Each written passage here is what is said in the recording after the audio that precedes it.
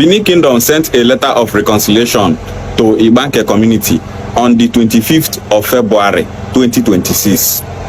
Ibanker community have 6 kings, but Benin Kingdom sent that letter to only 2 kings in Ibanker. Those 2 kings are not in support of Anyoma state creation in the past. But after some time, those kings said that they are in support of Anyoma state, that they are Igbo people, and that they want Anyoma state to be created and zoned to the southeast, that they want to join their brothers in Anyoma land through boundary adjustment, that they want to leave Edo states. So Benin people wrote those letters and sent it to only those 2 kings. Benin Kingdom did not give letter to those kings from Ibanker that started saying that they want to join Anyoma state from the start. They only sent that letter to 2 kings from Ibanker that were not in support of Anyoma state creation in the past. When Benin people got to the palace of the Obi of Omolwa, he wasn't around. So the people in the palace that Benin people met, Benin people were telling them to sign in a document that Ibanker is Benin. They told them to sign that Ibanker is Benin. This is for people to know that these Benin people are so desperate. Benin people, you people are unity beggars. Going about telling people that are not speaking Benin language to identify as Benin. Are you people not ashamed of yourself? The reason why Benin people took that letter to those 2 kings is to cause division in Ibanker. It's for those 2 kings to start saying that they are not Igbo people, that they are Benin people. They want those kings to embrace Benin identity, but it will never work for Benin people. Every plan that Benin people have against Ibanker people must surely fail. Ibanker is an Igbo speaking community. Ibanker people are Igbo people. Ibanker people are of Igbo origin. They are not Benin people. Ibanker people and their kings have been telling these Benin people countless times that Ibanker is Igbo and not Benin. Why are Benin people crying? Why are they doing everything possible to make sure that Ibanker identifies as Benin people? Why? Ibanker is Igbo, not Benin. Benin people, make una rest. Make una rest.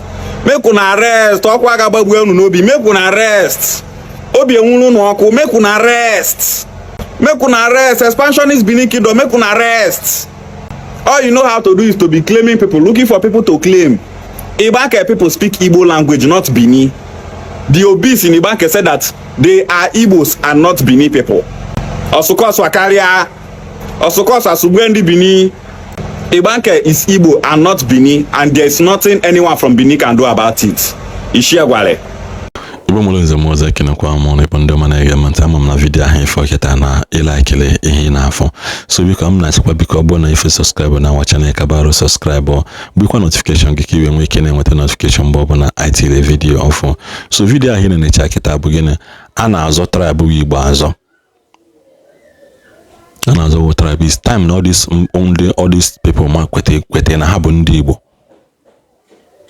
Sapo chakwa this political propaganda na ha na-ebugali na-asị na onye nka nwa emehọ nka na onye nka abụrụ ndị Igbo na ekwe ni bụ onye Igbo nka. No, it is high time unu pụta kwete na unu bụ ndị Igbo, because the earlier the better. The earlier the better. I see no reason whereby a will tribal sentiment need divide. Ndị bonde ndị mwana imakwa na originally na ndị ana ebe ha belong to. E will tribalism and it divide tribalism. Ekena ha me tribalism no work ha apata religion n'ime. Igbo the only tribe mfu ana ha ayo mmadu biko nya bia bulu. Igbo but the only tribe nara afọ ebe ana ayo mmadu biko nya bia bulu. It's either you are for us or you are against us, or I believe on here. Because all they are in the Bible. It's either you are for us or you are against us. That is the two things. Oh, here na men de manapata na de kan Igbo nwe pride. Ndi Igbo nwere pride. Igbo aye nwere pride. It's either you are for us or you are against us. For us, the reason whereby mmadu when it is na no bụ ndị mbe nduru otu a. Una ndị mba mmiri na ndị otu abe ya ọgụ. Mmadu when it is na ọbụ onye dị otu a. Mana you people the comfortable mmadu si unu na ọbụ onye Hausa. Unu the comfortable with it.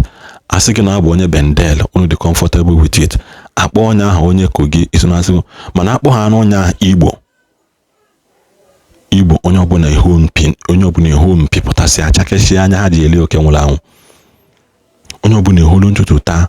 What then is the problem unu na ndị Igbo ji? That somebody can no longer associate with ndị Igbo. Onye na-emekwa ihe n'ụwa ya na-eme ka ọ bụla ya, because I believe in equal right and justice. Equal right and justice. Because at the end of the day, before religion bata, anyị abụgo mmadụ, anyị abụgo ụmụ nwanne before religion bata. Anyị abụgo ụmụ nwanne. Ka m gwa gị, as long as na m na-asụ asụsụ ị na-anụ ya, clean, ọ bụrụ na ije eje mụọ ya amụ, you were born like this, my brother, ịbụ onye Igbo. There's a difference between asụsụ ị na-abụrụ na ịnụrụ ya. There is a shout out to ndị na-anụ Hausa, na-anụ Yoruba, ndị ahụ ịmụrụ ya amụ, because na you become a colonized, you are colonized by tribe, by association. You are colonized by tribe and by association, because not ebe no where mụta ya ọsịsọ. Mana enwezi ndị bụ inborn tribal language ha bụ abụ, because ikpaghalịa na all those villages anụnwa niile a na-ekwu okwu, Ikwere o, Asaba o, Kiniko, Delta o, Port Harcourt o, a lot of them na-asụ Igbo. Mana ebe esi na ha bụ ndị Igbo, ha ajụ, because na something has been planted in them already. Enwere last video m nwetara mgbe a man pụta kwụrụ ọtọ kwuo okwu for more than 10 minutes addressing his people ka ha kwete na ha bụ ndị Igbo, that they should not allow ndị mmadụ ka bịa na-deceive ha, na-distract ha na ha na-eme, that na ha abụgo ndị Igbo before anything ọbụla. Ha abụgo ndị Igbo before anything ọbụla.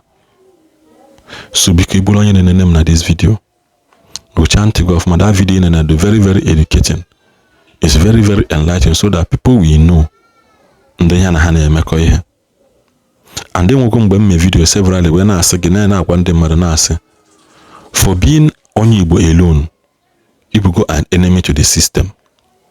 Maybe ọ bụrụ onwe ike ọ bụrụ onye nwa mee ndị mmadụ ji atụrụ ụjọ ka ada dị na single ha out for imago for betrayal, or na single her out for imegide ha, or na single her out for always to imago to bully them on all those things.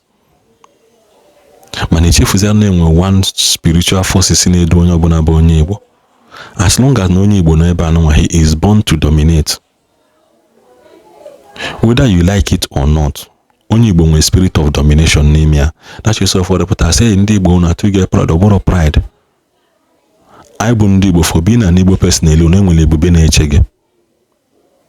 Enwere ebube na-eche gị for being an Igbo person alone. That is what others are seeing that you are not seeing. That is what they can say just to make sure that now that enable is being watered down. I water down. Another mindset beginning, but it shall not stand. Eventually, people will wake up one day and realize the dangers they have done to their fellow people. God, the one on boards and the by.